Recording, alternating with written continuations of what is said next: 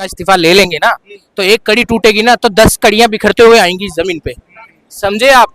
एक चोर पकड़ा जाएगा ना तो वो बोलेगा तू भी तो चोर है, तुझे कैसे छोड़ दूं मैं, तू भी यहाँ बेटा लपेटे में। आप समझ रहे हो ये चीज। तो इसलिए चोर चोर को ही बचा रहा है, मेन कहानी ये।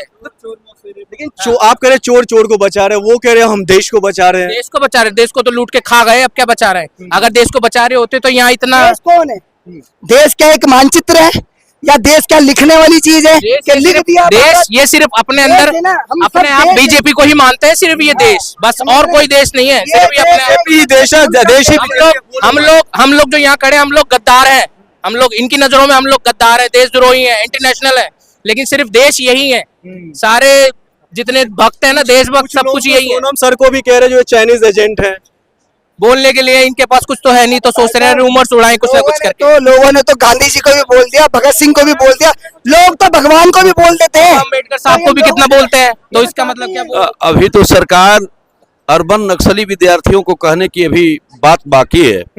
अभी मैं ये बात आपके माध्यम से बताना चाहता हूँ। मेरा घर बलिया है, मैं डिस्ट्रिक्ट बलिया का रहने वाला हूँ, राघवेंद्र कुमार।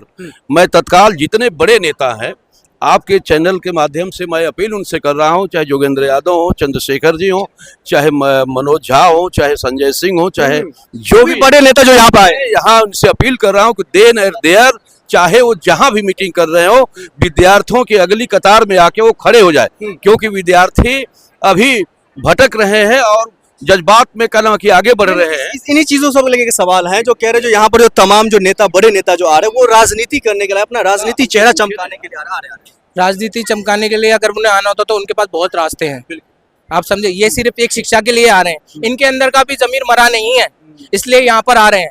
अगर इनका भी जमीर मर जाता ना तो ये भी नहीं पूछते स्टूडेंट कौन है क्या है। जैसे उसने बोल दिया ना कॉकरोच है हम, ऐसे ये भी हमें कीड़ा मकोड़ा समझ के बैठ जाते साइड। लेकिन इनके अंदर का भी जमीर बचा हुआ है, इन्होंने अपने आप को इतना है कि अपने आप का शीशे में देख लेते हैं, लेकिन वो कहाँ जाएंगे जिन वो अपने शीशे में भी अपनी शक्ल नहीं देख सकते, इतने गिरे हुए हैं। कोई भी ऐसा पॉलिटिकल लीडर जो यहाँ आया है, कोई भी ऐसा नहीं है जिसने अपनी पार्टी के लिए बात करी हो, जिसने अपना झंडा लेके आया हो, अपनी टोपी लेके आया हो। सभी ने ये बोला है कि ये पीसफुल प्रोटेस्ट है, ये कोई राजनीतिक मंच नहीं है, ये युवाओं का प्रोटेस्ट है, ये एजुकेशन का प्रोटेस्ट है, तो हम सब उसके साथ है। संसद भवन जाएंगे? बिल्कुल जाएंगे और अगर मरना पड़ा ना उसके लिए तो मरेंगे भी, क्योंकि हमें मौका मिला है।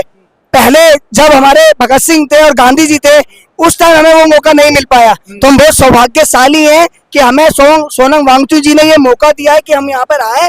और अगर इसके लिए हम युवाओं को अगर मरना भी पड़ा, अपनी जान भी देनी पड़ी ना, तो हम देंगे। आप लोग जाने के लिए तैयार है? उधर से तमाम फोर्स बिल्कुल पूरी तरह से तैनात है। भाई साहब, ये गांधी का देश है ना, गांधियों ने अंग्रेजों को भगा दिया था, तो ये तो हमारे देश की पुलिस है, इनसे तो हम प्यार करते हैं। और वो भी बेचारे मजबूर हैं, वो भी पालन कर रहे हैं देश का, उनके बच्चे भी तो पढ़ते हैं ना, उनके बच्चे भी तो कहीं ना कहीं अपना पेपर वगैरह देते हैं। एक पुलिस वाले से बात हुई थी, उन्होंने खुद ने बोला था कि आप लोग बिल्कुल सही कर रहे हैं जो कर रहे हैं, लेकिन हमें अपनी ड्यूटी की तरफ से ऑर्डर मिले हुए, हम मजबूर हैं, हमें अपना घर चलाना, अपने बच्चे पालने हैं, इसलिए मजबूर है। लाठी डंडे, इनके पास लाठी डंडे हैं। ये देश जो है ना, ये गोली बम बारूद से तो पीछे हटा नहीं है, तो क्या ये वाटर कैनन और आंसू गैस गोले से क्या पीछे हट जाएगा?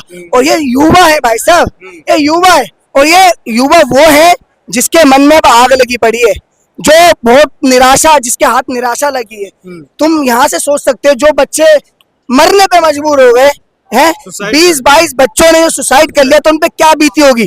तो ऐसे हम सब युवा हैं, हमें पता है हमारे पे क्या बीत रही है और उनके माँ बाप पे क्या बीत रही होगी।